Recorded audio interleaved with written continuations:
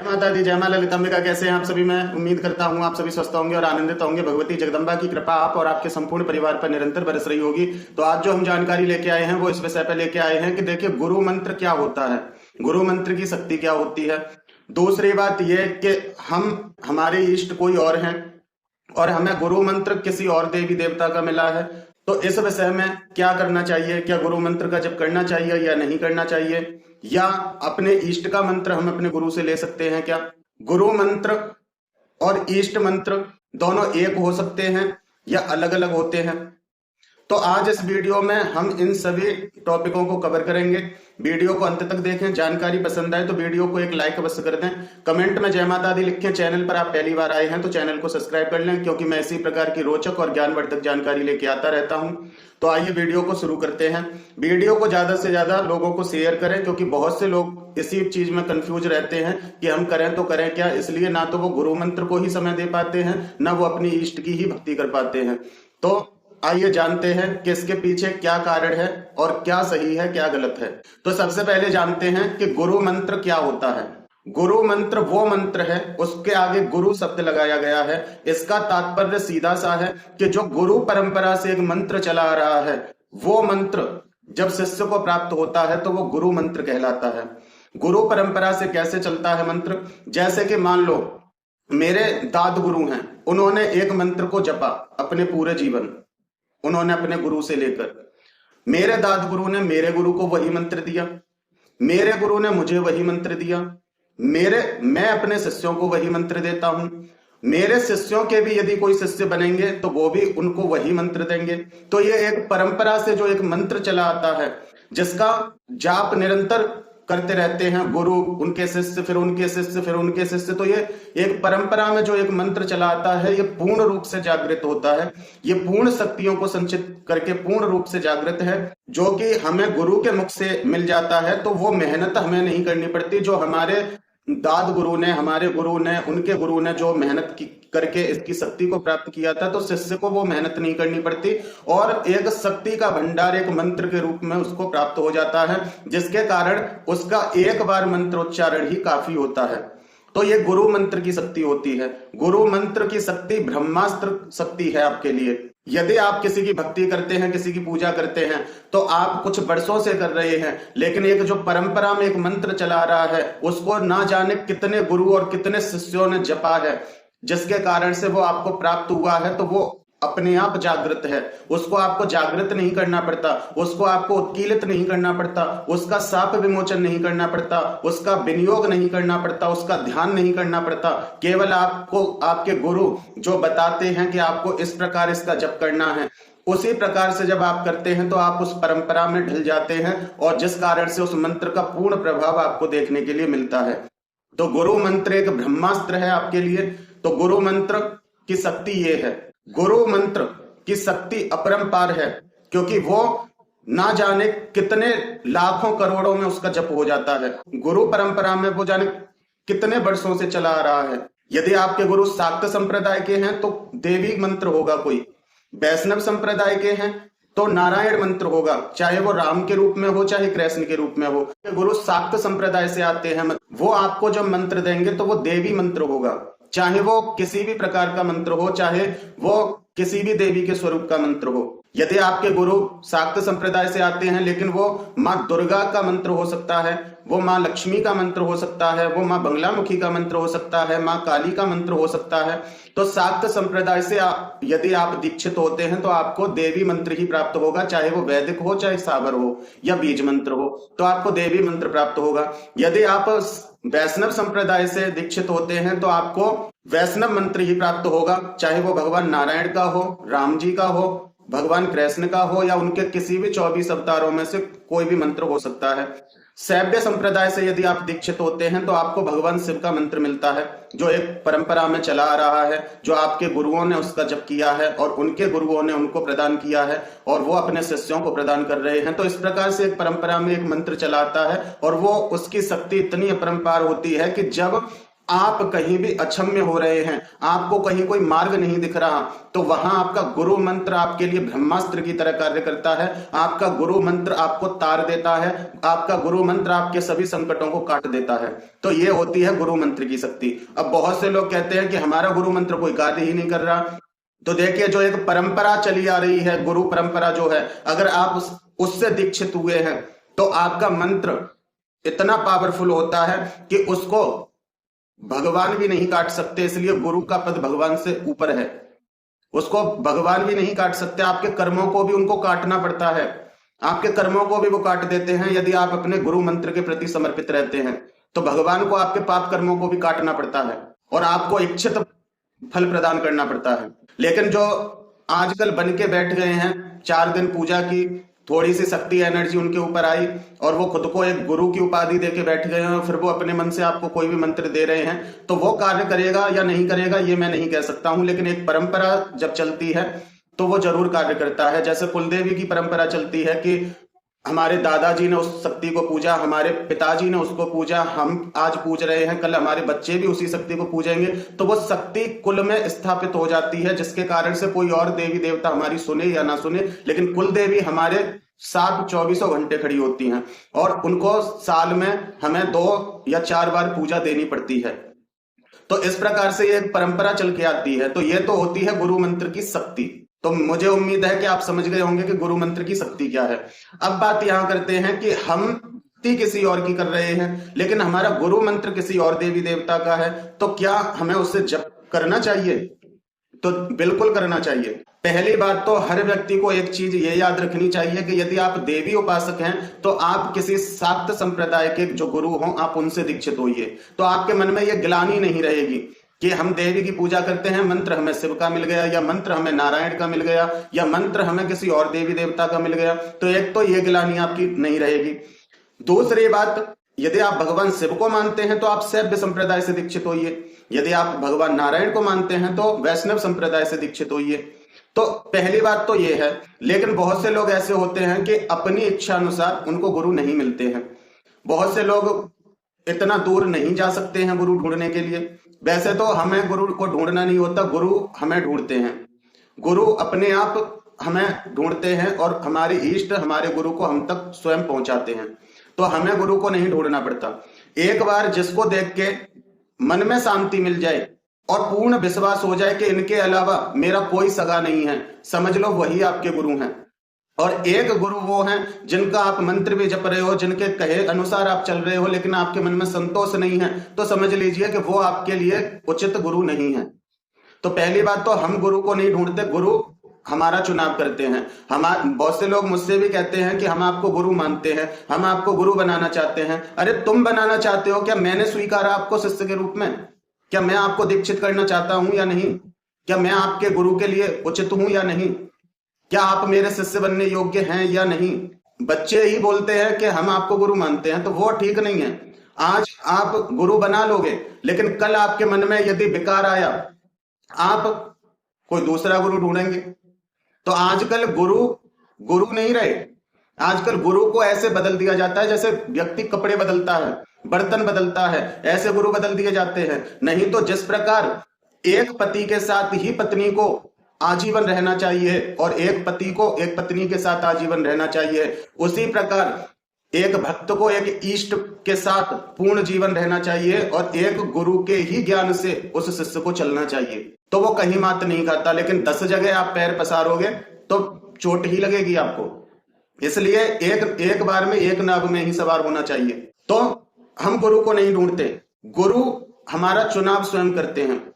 यदि गुरु कृपा हमारे ऊपर हो जाए तो रोड पर चलते हुए भी वो हमें दीक्षित कर देते हैं, और यदि गुरु कृपा हमारे ऊपर नहीं होती है तो चाहे हम उनके घर में झाड़ू लगाते रहें, लेकिन वो हमारे ऊपर कृपा नहीं करेंगे। फिर भी मान लो हमें ऐसे कोई नहीं मिले और मजबूरी में हमें किसी को गुरु बनाना पड़ा, और वो मान लो एग्जाम्पल के लिए मैं आपको बताऊं कि जैसे आप देवी भक्त हो और वो भगवान शिव के साधक हैं और वो शैव संप्रदाय से दीक्षित है, और आप शाक्त संप्रदाय मतलब आप भगवती की पूजा आराधना करते हैं।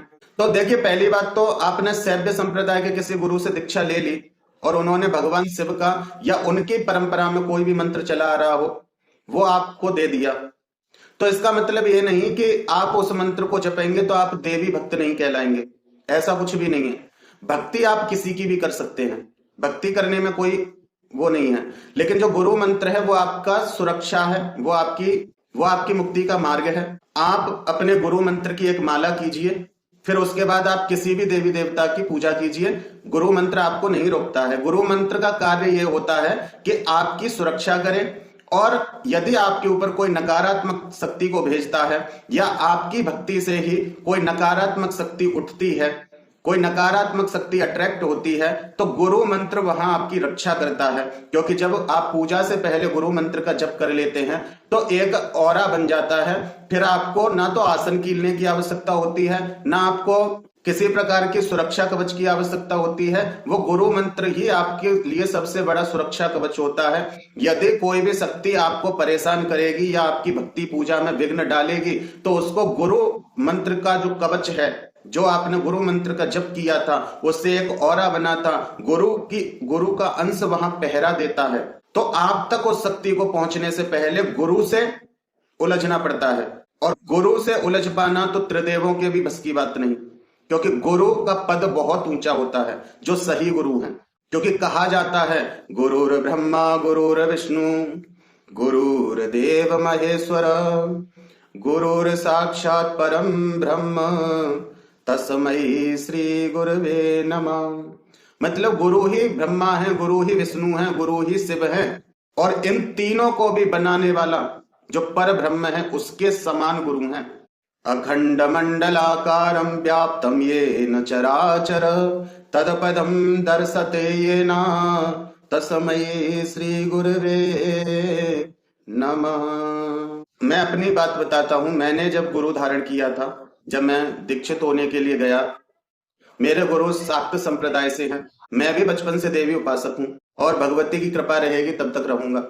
लेकिन उस समय देखिए, बिना गुरु के ज्ञान नहीं होता है। तो उस समय मेरे जीवन में बहुत सारी संकट और समस्या थी, और शक्ति देवी जो होती हैं इनको गुरु सही रूप से संचालित करते हैं, क्योंकि गुरु इनके आवरण पूजा को समझाते हैं। लेकिन हम लोग नहीं जानते बिना गुरु के इतना, तो हमारे जीवन में थोड़ी बहुत परेशानी आती है, क्योंकि देवी शक्ति कुंडलिनी रूप में हमारे अंदर विराजमान है, और जब वो असंतुलन होता है उसमें, तो हमें बहुत सारी समस्याओं का सामना करना पड़ता है। तो जो भी देवी भक्त हैं, यदि बिना गुरु के भक्ति पूजा ज्यादा करते हैं तो उनको समस्या हो जाती है, क्योंकि उनकी कुंडली इनबैलेंस हो जाती है, जिस कारण से। तो मेरे साथ भी ऐसी समस्याएं होती थी, नेगेटिविटी से रिलेटेड बहुत सारी समस्याएं होती थी। तो उससे बचने के लिए मैं भी आप लोगों की तरह ही अपने बचाव के उपाय ढूंढता था, देखता था। हनुमान चालीसा पढ़ना शुरू कर दिया था। जितने भी मुझसे पाठ होते थे मैं रेगुलर करता था, जिस कारण से मेरी हनुमान जी में थोड़ी प्रीति हो गई। हनुमान जी से भी मुझे प्रेम हो गया। देवी शक्ति की मैं भक्ति करता था, उनके साथ लांगुर रूप में तो वो चलते ही हैं, तो उनकी कृपा तो शीघ्र प्राप्त हो गई। जिस कारण से जब मैं दीक्षित होने के लिए गया तो मैंने अपने गुरु से कहा कि मुझे दीक्षा लेनी है। तब उन्होंने कहा कि दीक्षा लेनी है तो गुरु पूर्णिमा वाले दिन आप आना। एक उन्होंने काम दिया मुझे कि जब तक मेरे पास दीक्षा लेने के लिए आओ, तब तक तुम्हें इसके इतने पाठ पूर्ण करने हैं, तब तुम मेरी दीक्षा के अधिकारी बनोगे। मैंने कहा ठीक है, लेकिन मुझे मंत्र हनुमान जी का देना, क्योंकि मैं उनसे थोड़ा प्रेम करता हूं। तब उन्होंने कहा कि गुरु धारण तो गुरु का किया जाता है, गुरु धारण में गुरु तुम्हारे साथ चलते हैं, गुरु का आशीर्वाद तुम्हें मिलता है, पर यह जरूरी नहीं कि मंत्र तुम्हें हनुमान जी का दिया जाए। और मैं शाक्त संप्रदाय से हूं। जब भगवती चलेंगे तो हनुमान जी तो साथ स्वयं ही चलेंगे। और दूसरी बात, मैं शाक्त संप्रदाय से हूं और जो मेरी परंपरा में मंत्र है मैं वो दूंगा। आप जिसकी भी भक्ति करते हैं, भक्ति आप उन्हीं की कीजिए, लेकिन गुरु मंत्र को साथ लेके चलिए, जिसके कारण तुम्हारी भक्ति का पूर्ण फल तुम्हें मिले, तुम्हारे कर्म बंधन कटे और तुम अपनी मुक्ति की ओर आगे बढ़ो। तब मुझे यह चीज समझ में आई कि गुरु मंत्र कोई भी हो सकता है, लेकिन पहले यदि हमें आगे बढ़ना है, सिद्धि शक्तियों की तरफ आगे बढ़ना है, या हमें जन कल्याण की तरफ आगे बढ़ना है, तो हमें गुरु मंत्र की सिद्धि करनी पड़ती है। और गुरु मंत्र की सिद्धि हमें गुरु बताते हैं, क्योंकि उन्होंने उस मंत्र को जपा है, वो एक परंपरा से मंत्र चला है, तो उसकी सिद्धि किस प्रकार से होगी ये हमें गुरु बताते हैं। फिर उसके बाद यदि हम उनसे कहते हैं कि हमारे इष्ट ये है, जैसे मान लो शिव मंत्र था और किसी ने कहा कि हमारी इष्ट माँ है, वो आपके इष्ट के लिए भी आपको एक मंत्र सजेस्ट करते हैं कि आप इस मंत्र का जप अपने इष्ट के लिए कर सकते हैं। फिर वो आपको आपके इष्ट की भी सिद्धि कराते हैं। वो आपके इष्ट का एक मंत्र ऐसा देते हैं जो उन्होंने जपा है और उन्होंने उस मंत्र से अनुभव प्राप्त किए हैं, तो उस मंत्र को आपको बता देते हैं कि आप इस मंत्र से अपने इष्ट की कृपा प्राप्त कर सकते हैं। उसके बाद फिर वो कुलदेवी की साधना कराते हैं जिससे कि आपकी कुल की शक्ति स्थापित हो जाए। उसके बाद फिर आपको अन्य साधनाएं, उग्र साधनाएं कराते हैं जिससे आपके गुरु मंत्र सिद्ध है, आपके इष्ट मंत्र सिद्ध है, आपकी कुलदेवी स्थापित है, आपकी कुलदेवी आपकी सुरक्षा कर रही हैं, आपके कुल की रक्षा कर रही हैं। तो फिर उसके बाद उग्र साधनाएं आपको कराई जाती हैं। तो इस प्रकार से यह कि गुरु परंपरा चलती है। ऐसे ही नहीं कि मन आया जिसको गुरु बना लिया, मन आया जिसको उठा के मंत्र दे दिया, तो ये मंत्र कार्य नहीं करते हैं। मंत्र वही कार्य करते हैं जो गुरु परंपरा से चल रहे हैं। दूसरी बात, यदि आपके इष्ट कोई और हैं और गुरु मंत्र आपको कोई और मिला है तो कोई परेशानी नहीं। गुरु मंत्र आपका ब्रह्मास्त्र है, अपने गुरु मंत्र का जप करें। उसके बाद आप जिनकी भी भक्ति करते हैं उनकी भक्ति कीजिए। गुरु जब नहीं होते हैं तो पहले गणपति से प्रारंभ किया जाता है, पहले गणपति से प्रारंभ किया जाता है। और जब आपके कोई गुरु होते हैं तो गुरु से प्रारंभ होता है। गुरु से प्रारंभ करके फिर आप आगे की पूजा गणपति से स्टार्ट करते हैं। तो यह प्रक्रिया होती है। अब बहुत से लोग दोनों समय अपने गुरु मंत्र का जप नहीं कर पाते, इतना समय नहीं मिलता है, तो आप एक समय अपने गुरु मंत्र की एक माला अवश्य करें और जो भी आपके गुरु ने आपको विधि दी हो आप उस प्रकार से अपने गुरु मंत्र का जप करें। एक प्रयोग मैं बता देता हूं आपको। जैसे आपके पास समय कम है और आप चाहते हैं कि पहले गुरु हमारी रक्षा करें, हमें कवच ना बनाना पड़े, तो आप गुरु मंत्र बोलिए और अपने शरीर पर फूंक लगा लीजिए। इसी प्रकार से 3, 5, 7 इस प्रकार से आप लगा लीजिए, आपका ये वो ऑरा बन जाता है। लेकिन ये ऑरा तब बनता है जब आपने गुरु मंत्र की सिद्धि कर ली हो। तो 3, 5, 7 ये इस काउंटिंग में भी आप मंत्र जब जपते हैं, गुरु मंत्र जपते हैं, तो आपका ऑरा बन जाता है। तो आप इस प्रकार से कर सकते हैं। तो इसमें कोई दिक्कत, कोई परेशानी नहीं। यदि आपके इष्ट कोई और हैं और मंत्र आपको कोई और मिला है तो कोई समस्या नहीं आती है, आप कर सकते हैं। गुरु मंत्र का अलग कार्य है और जो आप अपने इष्ट के लिए पूजा कर रहे हैं उसका अलग विषय है। लेकिन जब आपको समय मिले, आपके गुरु से आपकी बातचीत हो, वार्तालाप हो, तो अपने गुरु जी से आप कहें कि गुरु जी मेरे इष्ट वो देवी या वो देवता हैं, आप उन तक मैं कैसे पहुंचूं, इसका कोई मार्ग बताइए। तो फिर वो आपको कुछ सजेस्ट करेंगे, चाहे वो आपको उनके चालीसा बताएं, स्तोत्र बताएं, पाठ बताएं। यदि वो आपके ऊपर बहुत प्रसन्न है तो वो आपको उनका कोई एक ऐसा मंत्र दे सकते हैं जो कि आपके लिए गुरु मंत्र समान ही होगा। और अपने गुरु मंत्र का जाप करके आप उस मंत्र को जपोगे तो आपके इष्ट की भी आपको कृपा अवश्य प्राप्त होगी। दूसरी बात, उनका गुरु मंत्र पूर्ण रूप से जागृत है। जिनसे वो गुरु मंत्र ले रहे हैं वो एक परंपरा से गुरु आते हैं, तो जिस समय आपके कान में वो मंत्र देते हैं उस समय आपके पिछले कर्मों को वो काट देते हैं, तो आपकी समस्या वहीं खत्म हो जाती है। फिर वो आप अपने गुरु मंत्र का जप करते हैं। गुरु धारण करने के बाद भी हमारे जीवन में बहुत सारी समस्याएं आती हैं और विकट समस्याएं आती हैं। वो क्यों आती हैं? वहां फिर गुरु परीक्षा हमारी चलती है। गुरु हमारी परीक्षा लेते हैं कि यह टिकेगा या भागेगा, यह परीक्षा वो लेते हैं। और जब आप उस परीक्षा में टिक जाते हैं, आप उन परेशानियों से जूझते हुए भी अपने गुरु के प्रति पूर्ण समर्पित रहते हैं, अपने गुरु पर पूर्ण विश्वास रखते हैं, तो फिर गुरु आपके ऊपर कृपा करते हैं और आपको हाथ पकड़ के उन परेशानियों से बाहर निकाल देते हैं और आपको एक ऐसा विधान बता देते हैं जिससे कि आप अन्य लोगों को भी आप ठीक कर पाते हैं, अन्य लोगों की भी आप मदद कर पाते हैं। तो ये गुरु कृपा से ये चीजें प्राप्त होती हैं। हर चीज हमें ऐसे ही कहीं भी नेट से या कहीं से भी उपलब्ध नहीं होती है, ये एक परंपरा है। और यदि बिना गुरु के ज्ञान मिल जाता तो ये गुरु परंपरा नहीं बनाई जाती। ये गुरु परंपरा भगवान शिव से चल रही है और भगवान शिव को आदि गुरु कहा जाता है। तो गुरु परंपरा का बहुत विशेष महत्व है। जब भगवती को भगवान शिव ने ज्ञान प्रदान किया, तंत्र के बारे में ज्ञान दिया, अन्य बहुत सारे ज्ञानों का उल्लेख किया, भगवान शिव भी मां पार्वती के गुरु बनकर ही उनको समझा रहे थे। नहीं तो वो उनके पति थे, उनको बिना कष्ट पहुंचाए भी सारी चीजों का ज्ञान वो खोल देते। लेकिन नहीं, ज्ञान देना तब उचित होता है जब हम जिसको ज्ञान दे रहे हैं वो उस ज्ञान को धारण करने योग्य है या नहीं। अगर वो धारण करने योग्य नहीं है और आप वहां ज्ञान दे रहे हैं तो इसमें आपके ज्ञान का अपमान है और उस परम ब्रह्म का और जो एक गुरु परंपरा है उसका अपमान है। इसलिए हर चीज खोल के किसी को नहीं बताई जाती। उसके लिए हमें उस लायक बनना पड़ता है, हमें गुरु चरण की सेवा करनी पड़ती है। जिस प्रकार से एक माता पिता अपने बच्चे के लिए अपने जीवन की कमाई पूंजी छोड़कर जाते हैं, मकान छोड़कर जाते हैं, धन दौलत छोड़कर जाते हैं, तो किस लिए छोड़ के जाते हैं कि वो बच्चा भी उनकी सेवा करता है। मृत्यु नहीं होती तब तक वो उनकी सेवा करता है, मृत्यु के उपरांत भी वो उनके लिए तर्पण श्राद्ध आदि कर्म करता है, तब वो अपने जीवन की पूंजी उस बच्चे को देके जाते हैं। तो उसी प्रकार जो हमारे गुरु होते हैं, जो उन्होंने अपने जीवन में अध्यात्म मार्ग से जो भी कुछ प्राप्त किया है, वो अपने शिष्य को ऐसे ही थोड़ी दे देंगे। पहले ये देखेंगे कि ये बच्चा इस योग्य है या नहीं। आजकल के शिष्य कैसे हैं कि अपने गुरु के पास रह के ज्ञान तो लेते हैं, सब चीजों को सीख जाते हैं और फिर खुद गुरु बन के बैठ जाते हैं और गुरु को कुछ नहीं समझते। लेकिन इस जगह पे एक बात याद रखना कि आपने जो भी गुरु से सीखा है, जो भी गुरु से प्राप्त किया है, यदि आप बिना गुरु आज्ञा के और गुरु को सम्मान ना दे करके आप उन चीजों का प्रयोग करते हैं, तो गुरु की एक चुटकी की बात है, वो सारी सिद्धि शक्तियों को वापस बुला लेंगे और आपके सारे मार्गों को बंद कर देंगे। फिर आपको ना तो यही चैन मिलेगा, आपकी परेशानियां ही खत्म नहीं होंगी और मृत्यु के उपरांत भी आप गुरु द्रोही कहलाओगे, आपकी मुक्ति में बाधा आएगी। इसलिए बहुत सोच समझकर गुरु धारण किए जाते हैं और सबसे अच्छा है कि अपने इष्ट के ऊपर आप छोड़ के चलिए। जिस समय आपके गुरु कृपा आपके ऊपर होगी, उस दिन अपने आप अपने गुरु तक पहुंच जाएंगे और जिसको देख के लगे अब मेरा सफर पूर्ण हुआ, इनके अलावा मुझे कोई नहीं संभाल सकता, वही आपके गुरु हैं। ऐसे ही खेल तमाशे देख के गुरु नहीं बनाना चाहिए किसी को। बहुत से लोग क्या करते हैं कि जहां पे बहुत भीड़ लग रही है, जहां पे बहुत ज्यादा दिखावा हो रहा है, तो वहां समझते हैं ये गुरु सबसे अच्छे हैं। लेकिन ऐसा नहीं होता है।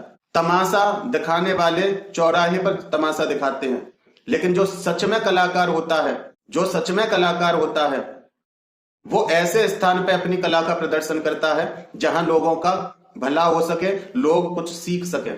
हर जगह जाके डुगडुगी नहीं बजाता है, हर जगह जाके अपना खेल नहीं दिखाता है। जो कलाकार होते हैं वो स्टेज पर ही अपना खेल दिखाते हैं और लोगों को कुछ ना कुछ सीखने के लिए मिलता है। तो ज्यादा मैं कुछ नहीं कहूंगा, बस इतना है कि गुरु महिमा अपरंपार है और जिनका भी ये प्रश्न था उनको अपना प्रश्नों का उत्तर मिल गया होगा। मैं उम्मीद करता हूं कि मेरे द्वारा दी हुई जानकारी आपको समझ में आई है और पसंद आई है। जानकारी पसंद आई है तो वीडियो को एक लाइक अवश्य कर दें, कमेंट में जय माता दी लिखें। चैनल पर आप पहली बार आए हैं तो चैनल को सब्सक्राइब कर लें। फिर मिलते हैं एक ऐसी ही अगली वीडियो में एक नई जानकारी के साथ। तब तक अपना और अपने परिवार का ध्यान रखें, भगवान की भक्ति करें, निरंतर भक्ति करें और भक्ति पथ पर आगे बढ़ते रहें। जय माता दी, जय मां ललितांबिका।